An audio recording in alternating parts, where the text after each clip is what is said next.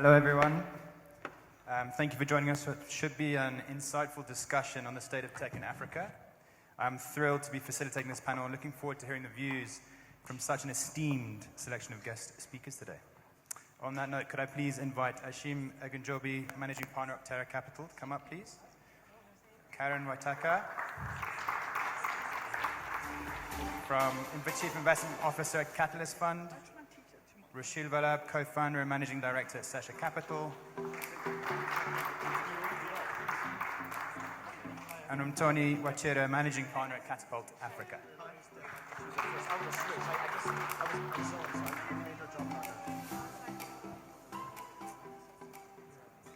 Today we'll be touching on 4 specific key areas relating to infrastructure challenges and innovations, collaboration and partnerships, scaling innovation across borders, and emerging technologies and trends. And what I'd like to do, guys, is to close out on the future outlook of tech in Africa. As a little intro from myself, my name is Julian Draper. I'm a partner at Knife Capital. We are a South African VC firm headquartered in Cape Town and with offices in London, where I am based, and Jersey, UK. While predominantly an investor in South African tech companies, with the close of our latest $50 million fund last year, we now have a broader mandate to invest wider on the continent. And one of my roles includes heading our fund function, which is deal origination and early stages of the investment process. And I must say that it's been encouraging to see the trends evolving via the opportunities we have seen coming our way, both from a South African context and a broader continent context as well, while also keeping an ear on what is actually happening in the UK and European markets at the same time. Now, if I could ask each of you to please take 1 minute to add some color to your own intro and a little bit of background. And we'll start with you, Umtoni, please. Thank you so much. Good morning, everyone. I think it's still morning. My name is Modoni Washira. I'm the managing partner at Catapult Africa. Catapult Africa is a global organization. We're headquartered in Norway. We've been investing for 7 years across the globe in ocean and climate tech, raising the $50 million fund sponsored by Catapult to invest in climate and Africa startups at the seed stage. Morning. My name is Rushil Vallabh. I am the co-founder of Sesha Capital, a growth stage private equity fund focused on investing in South and Southern Africa. We're a $35 million fund, and we have a slightly differentiated investment approach where we offer both human and financial capital to help scale businesses. Someone actually positioned us as a staple fund, where we're stapling the VC ecosystem to the PE ecosystem, and so that's kind of where we play. My name is Karen Waitaka, and I'm the Chief Investment Officer at Catalyst Fund. We are an impact VC fund and accelerator, focusing on startups across Africa that are building climate adaptation and resilience for the underserved. So we invest quite early, pre-seed stage, and provide both capital and human capital as well, similar to my peer here. And so far we've done about 20 investments within our climate fund, looking to do another 20. So if you're any startup within the climate space, happy to speak. But yeah, it's a pleasure to be here. Hello, everyone. Rounding up the intros. My name is Ashim Egunjobi. I'm the managing partner at Terra Capital. We're a Lagos-headquartered, early-stage, impact-driven tech fund. We invest primarily in tech-enabled solutions across the continent. We have a portfolio of about 15 startups currently. We're raising our fund 2 and hoping to obviously double down on those investments. I also sit on the newly elected Council of Digital Collective Africa, which I'm really excited about. So, yay! And really, yay! Thank you, everyone. I'll start with just a summary from my side, but you could say that traditionally the view of Western world towards Africa has been that of the consumer of technology created and developed by the developed markets, and in turn creating a perception of the continent as less innovative. But African countries are abundant with natural resources, with no lack of young human capital, and an increasing trend in tech know-how proven by the more tech hubs establishing themselves across the continent. Add to this the specific market pain points that are being addressed and unique use cases of proprietary tech. Arguably, Africa could lead the way in innovation if equipped with the right funding, support, and infrastructure. We are also, infrastructure or the lack thereof plays a critical role in the development of economic growth on the continent. I came across a recent study from World Bank that found that the poor state of infrastructure in sub-Saharan Africa reduced national economic growth by 2 percentage points every year and cut business productivity by as much as 40%. We are also in a period where VC tech funding has slowed, not only in Africa, but at a global level as well. Capital going into growth equity startups has seen the biggest drop since 2021. While this is a sobering thought, or combination of thoughts, I believe it also provides opportunity for the African tech innovators. Hence, we'll visit this today with these questions. To the panel, I would like also, we'll be directing questions to each of you, but please feel free to contribute as well. So my first question, Rochelle. SESH's investment thesis is to target more traditional type companies in sectors such as manufacturing, agribusiness, providing tech enablement to improve efficiencies and overcome constraints. There are numerous critical infrastructure aspects such as access to energy, access to connectivity, and sustainable food security, which innovators are attempting to solve for. From your experience, what do you think are some of the more significant infrastructure challenges the continent faces? And do you think we have seen enough tech innovation yet that will allow us to sustainably address them? And I think at a base level, we've got to understand what infrastructure means. Is it the public good that we're talking about, the electricity and water and roads and that infrastructure that's for the common good? Because yes, we are seeing failures there, but we're also seeing innovations in how do you solve for that. But I think there's also infrastructure in some of the private sector and some tech that's come out that's made Africa a world leader. So out of the banking system where a lot of people didn't have access to finance, you now have M-Pesa and the multiple payment mechanisms that have been developed out of that. And you could say that the banking infrastructure just wasn't developed enough. And so innovation came that way. For us, I think in South Africa specifically, where we invest, we looked at energy, load shedding as a challenge. We're not a big enough fund to invest in a solar farm, and so what does decentralized energy look like? What's the enabler for that? And so we invested in a battery storage company. Is that tech? Because we're importing the cells from China, we're manufacturing locally, but yes, energy is local. And so I think when we talk about the state of tech, we need to think about the elements that are local. Do we need a Facebook in Africa? Probably not. It's a global solution. But do we need healthcare, hospitals and roads and water? Yes, those are the things that we need on the continent. And I think having local expertise helps identify the need and solve it from a unique perspective. We shouldn't be just copying and pasting the Silicon Valley models. I don't think they work. And for us in the private equity space, it doesn't work. Because you're dealing with all of the, you're not just building a business, you're building a business and you have a water recycling plant and an energy generation business, and you've got to kind of have backup systems for your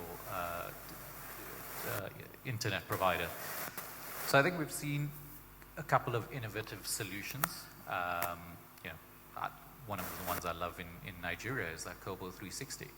Now, is that a tech innovation or is it a business model revolution in maximizing truck driver revenues? So I think there's all of these elements around a localized solution that can help entrepreneurs, and like Julian said, is the tech enablement of even boring businesses. So I'll go back to another investment that we made in a lettuce farm. That's no tech at all, but it's a hydroponic farm. And so does the solution work across Africa? I don't know. We haven't tried it yet. But I know that Abidjan imports a lot of its lettuce from France at €3 a head, which is ridiculous. Can we not export this hydroponic technology across the continent to solve some of the food security challenges? Yeah, thanks, Rishil. I think it comes back to one of my points in the intro of there is real opportunity for innovation to grow in Africa and actually arguably take stuff from the West maybe, make it specific to the markets that they need to apply it to, and spin it around. And I think what we've seen as well in our capital is sometimes some of that technology can then go back to the more developed markets and actually have a differentiator and take on tech on that side. So, there's real opportunity and there is real innovation happening on this continent, which is really important. I don't know if anyone else would like to add to Rochelle's comments there at all. Just to chip in, I heard it say that startup founders, when they're innovating, they really are building part of the infrastructure. And so when we're investing in them, we need to be cognizant of the fact that there isn't the enabling environment. And does that then affect our outlook on how long it takes to scale, how much capital it takes to scale, how they need to think about developing their team, etc.? It definitely does, and it also should change the return expectations of the investors, because if you're investing $1 million, 10% of that needs to go into your battery backup system, right? Just to enable that. But with these localized solutions, and I think the innovation that we can bring, you actually bring that cost bar down. And so if you start seeing renewable energy as a function of reducing your energy bill, because energy prices are escalating at way beyond inflation, then there's a business case for that. And that's kind of how we look at businesses. Is I think a lot of investors will pitch impact first. We first want to see the commercial returns. And the reason we invested in a hydroponic farm is because their seed cost is half of what a land farmer would be. Their yields are 3 times higher. The capex is 1/10 of a vertical farm. So yes, it has all of these amazing climate outcomes. And yes, they do need to have solar power and water filtration and all of that. But that gives them a superior product in the market. And that gives them a competitive advantage. Cool, thanks. I think one of the other bits that come into it as well, which is taking us to the next question, is the support through collaboration and partnerships as well is so important. So Karen, I wanted to put this to you actually. It's such a key aspect in ensuring success in the African tech space. It was touched on last night at the panel by Enrich in Africa, and what came from that was the fact that we must collaborate and not compete to ensure success on the continent. It goes with what Kevin was just talking about this global Africa piece. I think equally the partnerships is also critical.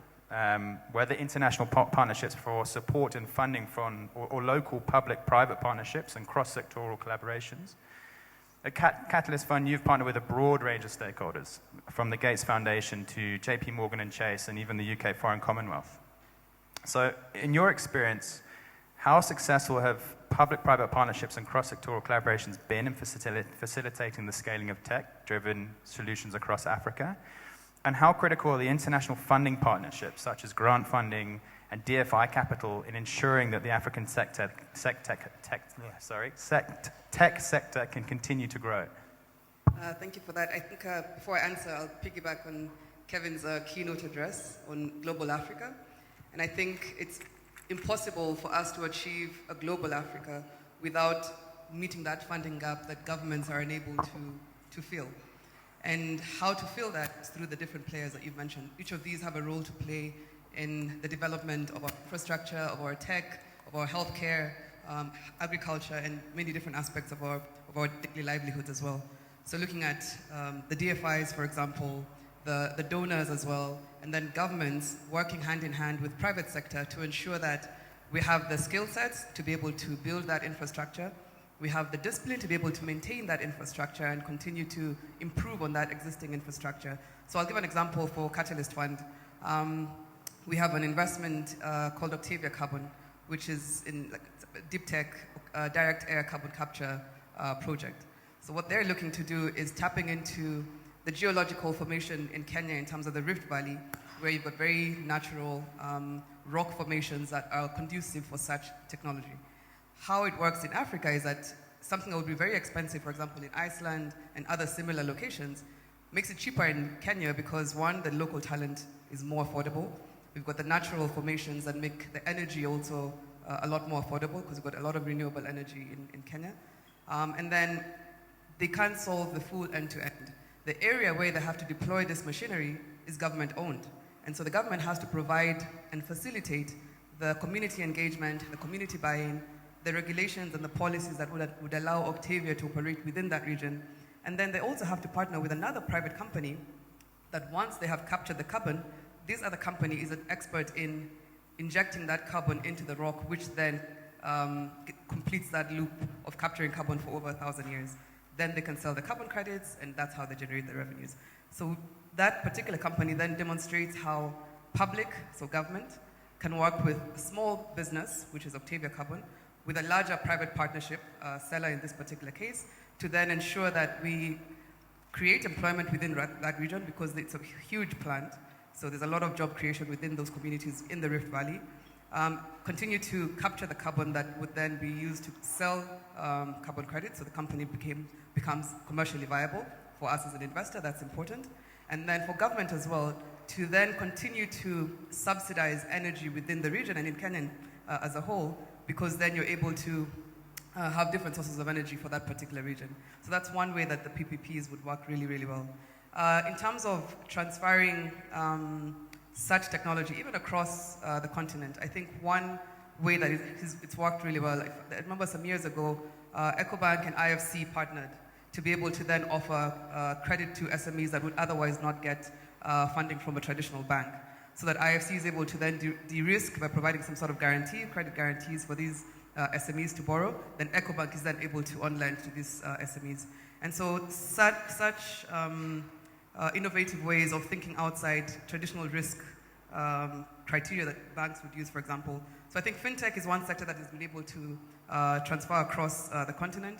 I know Flutterwave, for example, when they moved, I'm from Kenya, so there's a lot of examples I've given Kenya, tried to expand into Kenya, and the regulator was like, we don't know who you are, we don't know what you're trying to do, and they face so many blocking factors. But lobbying from private sector and other financial players then starts unlocking the mindsets of the regulators and the traditional government players as well that would have blocked such technology or innovation from moving from one country to another. I think we also have a lot of agreements within, ECOWAS, the SADC, the EAC, that try and spur, free trade within our regions. Of course, we have our challenges in terms of actual implementation and maintaining and having overlap within, some countries that are part of SADC or also part of the EAC or, or otherwise. But I think we've taken a lot more steps in ensuring that PPPs and collaborations between the grant funders, the DFIs, the VCs, the government as well work together to be able to improve our infrastructure and our tech across the continent into global Africa. Yeah. I'm a pro of global Africa.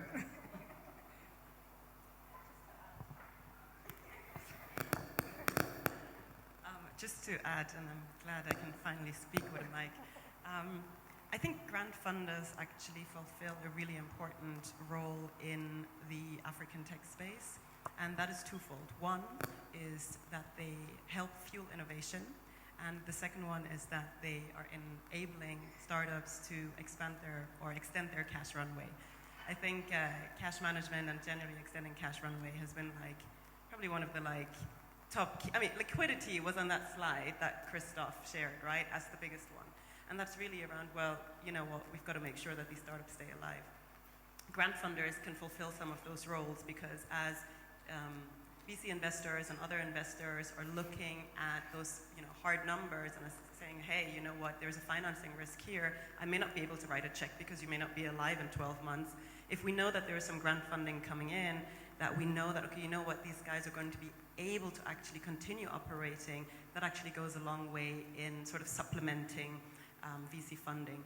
And I spoke about innovation. So how grant funders can also fuel innovation. For instance, we have a startup in our portfolio called LifeBank in Nigeria.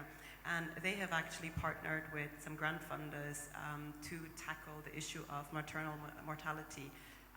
And that is a huge issue that affects 70% of all moms giving birth in sub-Saharan Africa. So if you think about those huge numbers and how grant funders can then come and step in and say, hey, you know what, we'd like you to continue some of the work that you're doing, but some of this work actually requires more innovation.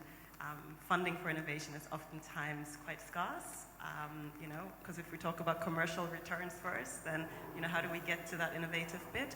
So really important role that grant funders can play here and really contribute to that continued of technology and innovation in that space. Yeah, Shim, I'd have to agree with you there. I think the grant funding piece is really important.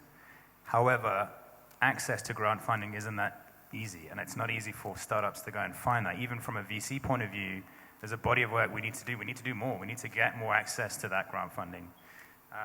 But it is, and especially in this time and this environment we're in at the moment where fundraising is as challenging as it is, that grant funding piece has actually become more critical. Anyway, for fear of going down another route, I want to move on to the next question. So thank you for your contributions. Tony, this is for you. As often a mistaken view from people outside of Africa is an assumption that the 54 countries on the continent share very similar characteristics, and there should be one fix to solve for issues across the continent. We all know that's completely untrue. Okay? And while there may be similar market pain points, every African country has its own market characteristics and nuances. Yet, a possible growth strategy for an African startup is to scale across border in order to grow the African footprint and become an viable acquisition target at some point. At Catapult, you've invested in an impressive 169 companies across 47 countries, and so I think you would have a good feel for the differing markets and some of the challenges there. What have you seen to be the best practices and lessons learned from successful examples of cross-border scaling within Africa and beyond? And how can they inform the development of supportive policies, infrastructure, and ecosystems for fostering innovation-driven economic growth and sustainable development across the continent? Is this working? Yes, it is. Okay. So good question. Very many elements to that question. So where do I start? I would say scaling for startup is not a one size fits all. I've seen startups scale through partnerships. So, for example, a fintech startup partnering with a MNO. So how they then scale is to all the countries where the MNO has presence, has enough traction, has the model would work scalably in that market. So we've seen Jumo, for example, use that model scaling with Airtel and MTN. Others, I've seen what I call the East-West corridor. So companies that are innovating in Nigeria then scale into Ghana first before coming to Kenya, and then vice versa. I think it's good that we have common law as a basis of that and English as a language. So we've seen companies scale across language corridors and legal framework corridors. I think from an enabling and policy perspective, I want to showcase Rwanda in this case. So Catapult Africa is domiciled in Rwanda. We were the first early stage VC to be domiciled there. And it's for a number of reasons. I think unlike other markets where the regulator is catching up to innovation, Rwanda is preceding the innovation.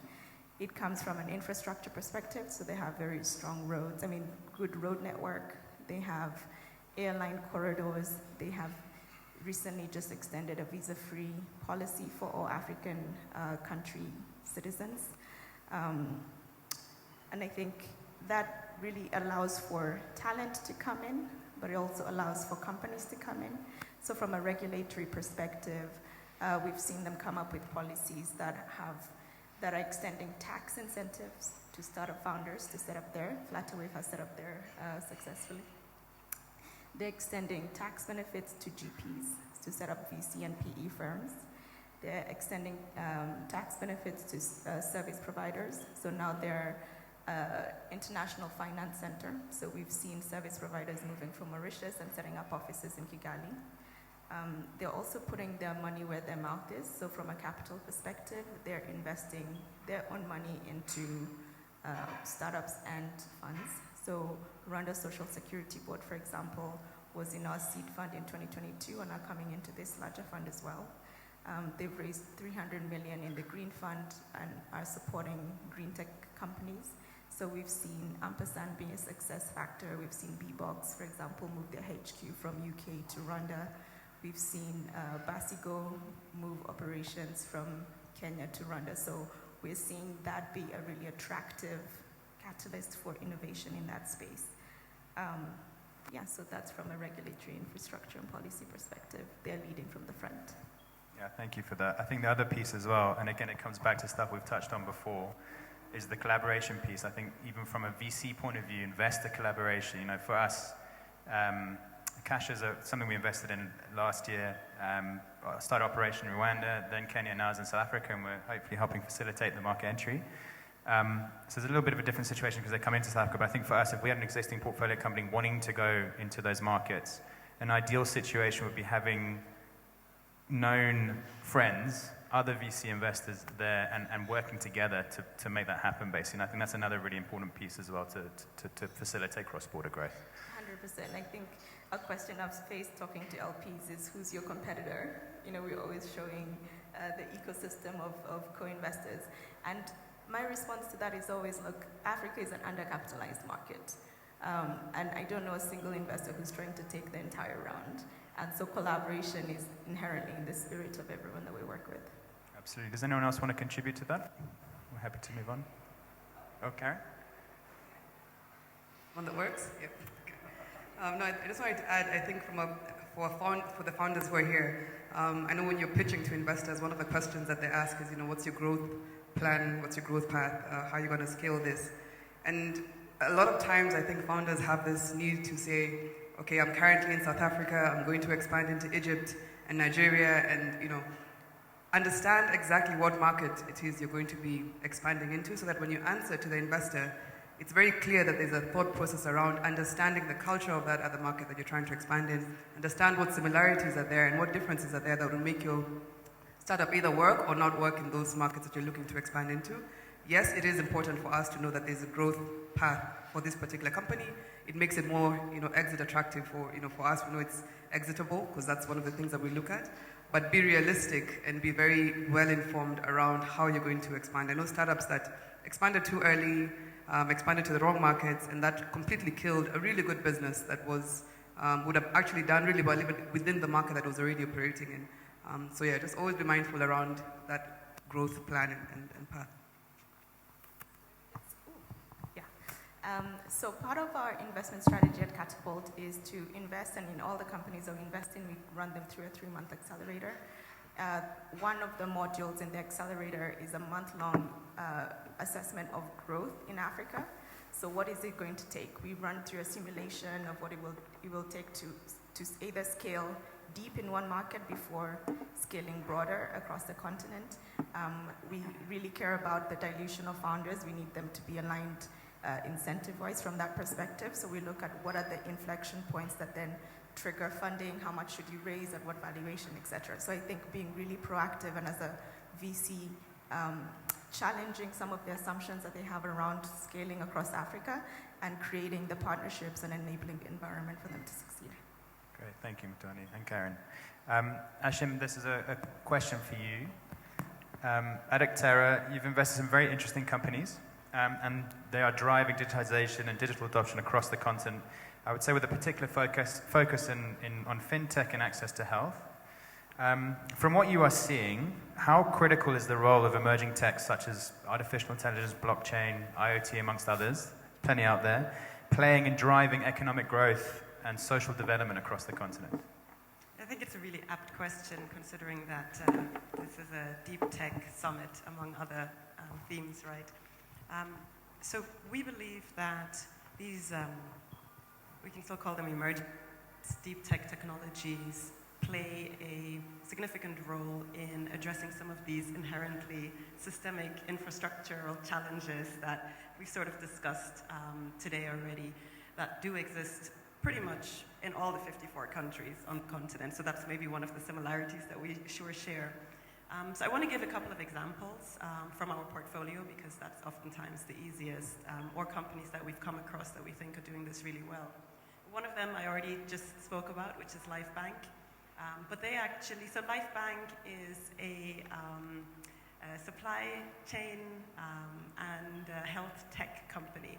So what they have identified is that essential medical supply chain products such as blood and oxygen, vaccines are oftentimes really difficult to be. But also these are life-changing and life-saving supplies, and actually we've got to make sure that they get from A to B. So they've developed a lot of different ways in order to address that challenge, all using technology. But one thing that they've then done is to actually develop a blockchain solution, which we find super exciting, called SmartBag. And what that does is to help track through blockchain technology a pint of blood, literally from, okay, it was donated here, was treated by this lab technician, it was screened here, and now it's gone into this bank. This blood bank, it is now being delivered to, AB hospital. What that does is that it actually reduces things like post-transfusion hepatitis infections and the like. So in many countries, we actually don't have a challenge around people willing to donate blood. The challenge oftentimes is the handling, the screening, and then the delivery of that blood in a safe way. So we all know cold chain storage, we know infrastructural challenges with roads and all of those things. And of course also payment challenges. So using blockchain technology as one of buzzwords has actually enabled them to address a key challenge. Another company in our portfolio is called BeFree. And they have looked at the market a little bit different. So this is a company that plays in the fintech space. Now, we know that credit or access to credit in Africa, whether that is retail credit or for SMEs or anybody else, is a key challenge with regards to growing your business, growing yourself, accessing, and generally just having disposable income. And so with the emergence of credit, especially microcredit on the continent, there is hand-in-hand also been increase in non-performing loans. So microfinance institutions that you look at, if you look at their non-performing book sort of value, that can oftentimes be quite significant, which then in turn, the question is, well, how do you scale when you have such big NPL ratios? So what BeFree has done is to say, well, how do we look at the data that we can get from these NPLs and understand how we can actually collect on these loans in a tech-enabled fashion.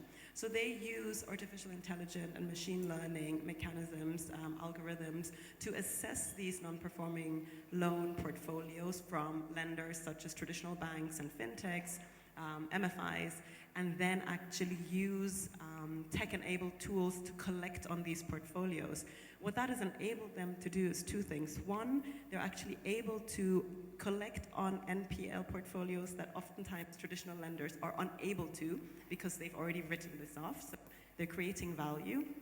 But they've also been able to identify at what point does a creditor become a defaulter? Why is it that this person didn't repay? You'd be surprised that oftentimes the reasons are actually really, really basic, right? Somebody has moved from A to B, they've changed their phone number, they weren't accessible, this was just the wrong time in the month to collect because they don't get paid on the 25th, they get paid on the 31st or on the 15th. And so using technology, especially big data and ML and AI, is actually a great way to say, how do we ensure that we can continue this credit sort of worthiness on the continent and really enable that. And the last company, I'm happy that my friend and co-investor Kevin spoke about this earlier, which is Nabu. So Nabu is a really interesting one, and they actually use distributed ledger technology and Web3 to look at a super traditional space, which is correspondent banking. So the way correspondent banking works is that these are sort of the banks of the banks, right? So if you imagine you need to send, if you're an SME or if you're a manufacturing company, you're trying to send money from Nigeria to Kenya. Usually what happens is that that money first leaves a bank in Nigeria and then it goes to one of the correspondent banks in the world, and they're about 5 to 7. So it goes to New York first or to London, and then from there it comes back to Africa to Kenya. So not only is that highly expensive, it also takes a lot of time, and oftentimes these flows, especially from the global south, are not prioritized. So what these guys at NABU are trying to do is to say, how do we completely reimagine correspondent banking and enable this through DLT and Web3, and ensure that these can be instant, so i.e. I am now much more efficient in being able to address trade flows, but also this can be done in a cheaper way as opposed to paying $50 plus some on a deal. I can now pay a couple of cents. So this is actually something that will really contribute growth, economic growth on the continent, and social development. So these are 3 examples of companies that are really using technologies to address some of the systemic challenges that we face on the continent. Thanks, Hashim. I think rather than inviting others to speak, I know there's probably things people want to add, but we do lack of time. I actually just wanted to close out with a very quick one-liner, perhaps, or two lines from each of you, just in terms of, in light of the current investment trends, what are your long-term predictions for the African tech market's growth and sustainability? Antonio, we can start with you. Sure. I think, I'll borrow from Kevin's leaf and talk about Africa as well, and say sometimes when you're in it, you really don't have the right perspective, and you really step back and look where we've come from in the last 10, 15 years, it becomes a really encouraging story. So I want everyone to just keep reimagining a future where we have food security, we're climate resilient, we're able to fund our own startups, we have proven cases around innovation, talent, and sustainability. I think from our side, we see the ecosystem from an investment perspective growing. There are so many funds that are coming up, reimagining the private equity or the VC model to work in Africa. And so I think having more capital provides that liquidity that we need, the Series A, B, C rounds and the follow-ons. What I am concerned about is that kind of bridge to the PE side, because everybody here wants to be a unicorn. Who's going to be that ultimate investor or that listing or that ultimate exit? Because you can't really use the same VC metrics that you use in private equity. And so from an investor perspective, your risk appetite needs to change, or your risk metric needs to change from a revenue multiple to an EBITDA multiple. And so I think there's going to be some adjustment there around how startups or businesses start positioning themselves, especially in the expansion, that they are cash generative, EBITDA positive, so that they can start unlocking those multiples. I want to say it's very rare to have a majority women panel, so Africarina, thank you. And so I think some of the things that I would want to see a lot more is a lot more women founders within the tech space, of course, and the female fund managers are here also to invest in some of those female-founded companies. What I'm looking at now is climate tech and climate innovation. Fintech still is the most funded sector for obvious reasons. There's still a lot of unbanked and underbanked individuals on the continent. However, there's a lot more funding going into climate innovation because it's now very clear in terms of the climate crisis, Africa is getting hit quite hard. And so looking at innovations in insurance, in climate data, utilities management, green buildings. So Vera is here, and she's more focused on the green buildings. So that's where I'm seeing a lot more and what I hope to see a lot more. Of course, I'm biased because Catalyst is a climate investor, but yes, it's also an urgent need at the same time. I think just to round it up, we see that there's going to continue to be a rise of intersectionality. So rather than one specific sector taking over or growing exponentially, there's actually going to be that intersectionality where a health tech very much has embedded financing, where an educational platform provider is working together with, a traditional hardware tech firm, for instance, in order to address the problem in a much larger fashion, or where you have a regulation tech company, a reg tech company, working together with the fintechs in actually looking at how do we make this solution work. So for Flutterwave going into a market, there's then a reg tech who's actually already done some of the work with the central banks in order to opening those waves and all of that. So we do believe that it's at that intersectionality and that collaboration that's really going to enable Africa to continue to grow. I think we're under no illusion that tech, especially in Africa, will continue to grow. Our ecosystems and our people, our entrepreneurs are incredibly resilient, and with that, funding winter or not, we will continue to grow and we'll continue to have these success stories, especially if we collaborate and we just have the end goal in mind. Great, thank you guys. I think that's unfortunately what we have time for, but thank you very much for a really insightful discussion on some really key topics there. And I think just to round it all up, I think despite the environment, the future is bright, and the opportunity is there. So onwards and upwards. Thank you very much. I think Bye.